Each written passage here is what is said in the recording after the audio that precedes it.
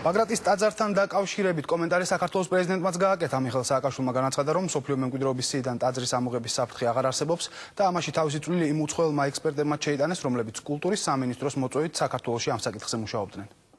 დღეს იყო იუნესკოში ის ხდომა, რომელიც უნდა განეხილა ბაგრატის ტაძრის საკითხი და საფრთხე ბაგრატის ტაძრის რაღაციებიდან ამოღებისა დღის წესრიგიდან მოიხსნა. ჩვენ როგორც იცით, ამ ნებათა ხელვა გამოიწვია ამ საკითხმა, მაგრამ ჩვენი პოზიცია ამ საკითხზე არის ძალიან კონკრეტული. ჩვენთვის ძალიან მნიშვნელოვანია, რომ ბაგრატის ტაძარი აღდგეს, ეს მნიშვნელოვანია ქუთაისისთვის, თითოეული ქუთაისელი ამას ემხრობა.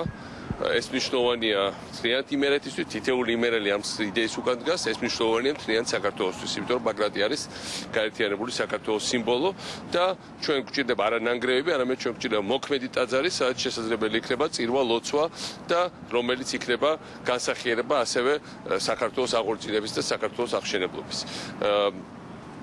ჩვენ ვიქირავეთ ამ მიზნისთვის, ვთხოვეთ ამის გაკეთება სოფლიოში ყველაზე ცნობილ რესტავრატორს იტალიიდან. მან მოამზადა ყველა წესის დაცვით ძალიან მაგარი პროექტი ამ ტაძრის აღსადგენად და პრაქტიკულად დღეს ტაძრის აღდგენა თითქმის დამთავრებულია და პატარა დეტალები რომელიც დარჩა, ჩვენ მას აუცილებლად მივიყვანთ ბოლომდე, რა თქმა უნდა, ყველა იმის შენიშვნის გათვალისწინებით და რაღაც პრობლემის რაც შეიძლება თქვა საპატრიარქოს ქონდა, რა თქმა უნდა ჩვენ გვექნება ყველასთან ამ ასთა შეჯერება და უკვე მოახდინეთ კიდევაც და ყველაფერზე პრაქტიკულად როგორც მე ვნახე შევთანხმდით და ახლა ბოლო ბიუროკრატიული დაბრკოლებაც დღის წესრიგიდან მოხსნილია და ჩემი პოზიცია არის რომ ჩვენ ამ ტაძარს მივიყვანთ ბოლომდე.